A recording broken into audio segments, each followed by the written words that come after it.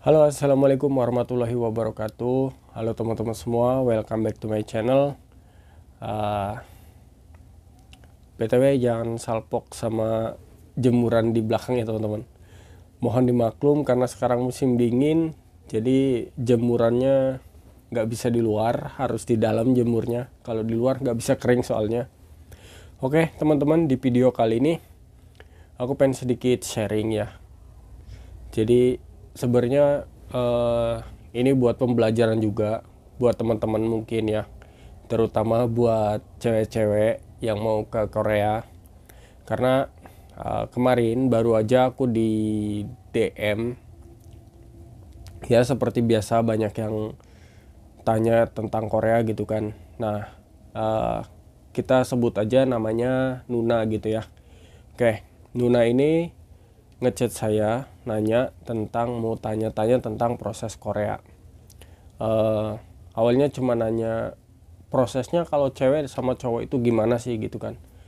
Nah, setahu aku untuk prosesnya itu sama aja, mau cewek mau cowok itu sama aja, nggak ada beda. Mungkin yang membedakan itu cuma nanti pas nunggu SLC ya. Biasanya untuk cewek itu lebih lama, bahkan bisa sampai sertifikat, masa sertifikatnya itu habis gitu. Nah, kalau proses yang lainnya sih sama aja, dari belajarnya, ujiannya, terus sending datanya gitu, semuanya sama aja gitu kan. Nah, cuman setelah saya bilang kayak gitu, si Nuna ini ternyata dia ada yang nawarin proses P2P, program ke Korea melalui P2P. Yang saya tahu P2P itu jalurnya ke phishing, dan yang aku tahu juga phishing itu hanya untuk laki-laki. Tapi aku nggak tahu ya, mungkin kalau seumpama ada senior-senior yang P2P atau mungkin yang tahu tentang proses P2P, boleh silahkan tulis di kolom komentar apakah ada P2P untuk perempuan atau apakah ada jalur phishing untuk perempuan. Karena setahu aku sih nggak ada ya, cuman mungkin aku salah atau mungkin gimana, tolong tulis di kolom komentar ya. Nah, setelah aku tanya dan ya aku nanti chatnya taruh di sini ya teman-teman, mungkin biar teman-teman juga nanti bisa baca. Nah, setelah aku tanya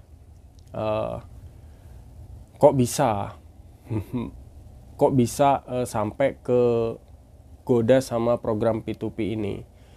Katanya dia dijanjikan bisa 6 bulan berangkat ke Korea. Oke, kalau P2P ya setahu aku sih emang prosesnya nggak selama G2G ya. Cuman yang jadi permasalahan aku sekarang yang di situ itu kok bisa cewek mau ke program P2P ini gitu. Terus katanya dia juga diharuskan bayar 110 juta. Ya setahu aku P2P emang mahal sih. Bahkan kemarin pas waktu aku terbang itu kebetulan ada serombongan yang ikut program P2P, sekitar 6 orang lah gitu. Dan kebetulan juga ada salah satu temen yang serombongan kita yang program G2G itu sempat nanya berapa biaya yang dia habiskan, dan katanya itu sampai 160 juta. Cuman ya emang dari dulu program P2P ya emang mahal sih yang aku dengar gitu kan. Cuman ya balik lagi, itu cowok semua gitu. Terus kata dia dia juga harus menyiapkan sekitar 20 juta untuk pegangan. Jadi dari 110 juta sama 20 juta untuk pegangan gitu kan. Dan itu bisa pakai dana talang dengan jaminannya sertifikat rumah. Nanti sertifikatnya rumahnya ditahan, terus itu dibayar, dicicil, habis dicicil lunas mungkin kembalikan, mungkin ya itu yang dia tahu prosesnya katanya seperti itu. Terus nah, aku juga udah saranin sih, coba cek video aku yang waktu itu aku bahas tentang cewek kalau ke Korea itu seperti apa. Katanya sih dia udah ngeliat. Nah, yang dipermasalahkan di sini ya, aku sebenarnya udah bahas di video itu. Dia bilang karena tergoda dengan iming-iming 6 bulan pasti berangkat ke Korea. Jadi keinginan dia itu sangat menggebu-gebu. Akhirnya dia nggak ngelihat lain-lain, langsung dia iakan, dan sayangnya dia udah masuk uang 2 juta untuk katanya sending data. Nah, aku nggak mau bilang si yang menawarkan ini penipuan ya, tapi dia ngirim chatnya sama si Nuna ini, ngirim chatan dia sama si PT ini. Nah, nanti aku tampilin juga chatnya. Nah, ini yang membuat aku yakin kalau ini kurang benar. Kenapa? Karena di situ dia bilang pertama itu dia bakal mencoba nego sama agensinya untuk calling visa. Nah, setahu aku Korea nggak bisa calling visa, setahu aku ya. Tapi lagi-lagi aku nggak yakin apakah ini emang nggak bisa atau memang bisa, atau aku yang nggak tahu. Tapi kalau yang tahu boleh silakan tulis di kolom komentar. Tapi setahu aku Korea nggak bisa calling visa. Kalau Taiwan mungkin bisa. Taiwan pun bisa calling visa biasanya untuk ex Taiwan. Jadi ya ini membuat ragu satu. Dan yang kedua, dia bilang saya akan usahakan gimana caranya supaya bisa masuk.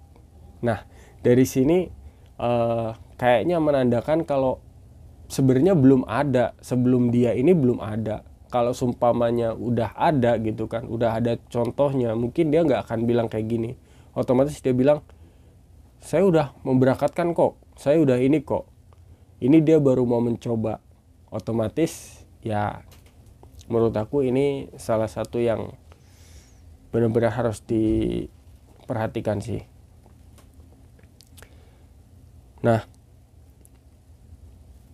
dari kejadian Nuna ini sebenarnya ini cuman salah satu dari sekian banyaknya kasus sih menurut aku yang pengen banget ke Korea tapi minim banget informasi gitu.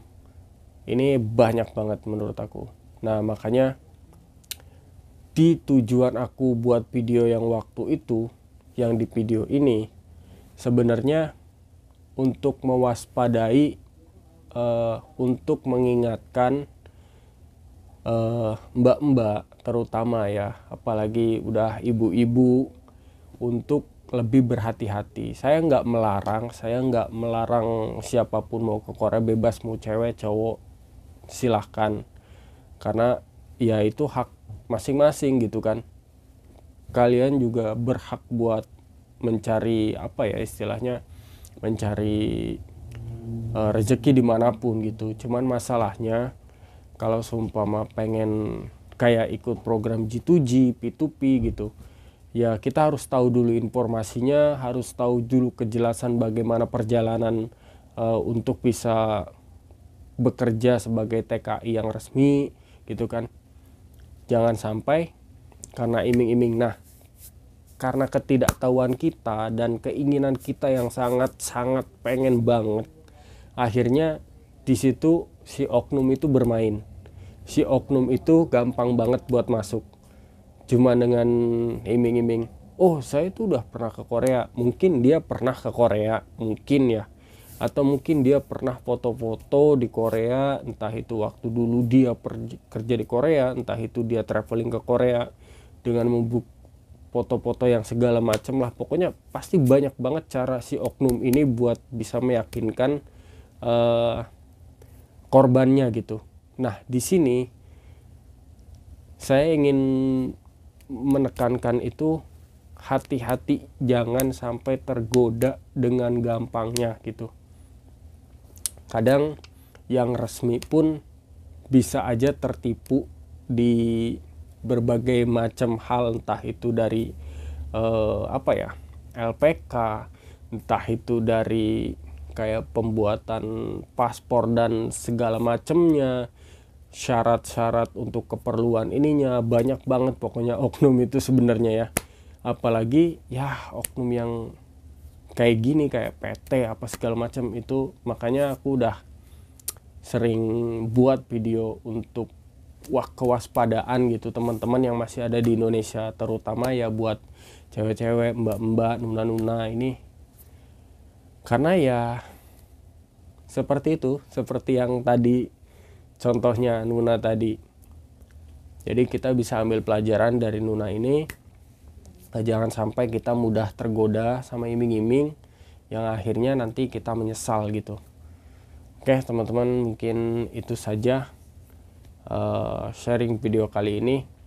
Mudah-mudahan bermanfaat dan mudah-mudahan kita selalu waspada dalam bentuk penipuan apapun. Sekali lagi buat rekan-rekan senior atau siapapun yang nonton video ini yang tahu masalah program P2P dan phishing, boleh silakan ikut komentar. Kalau aku ada salah boleh, kalau aku ada salah mohon dimaafkan, dan boleh silakan kita sharing di kolom komentar. Oke, terima kasih. Videonya sampai di sini dulu. Wassalamualaikum warahmatullahi wabarakatuh.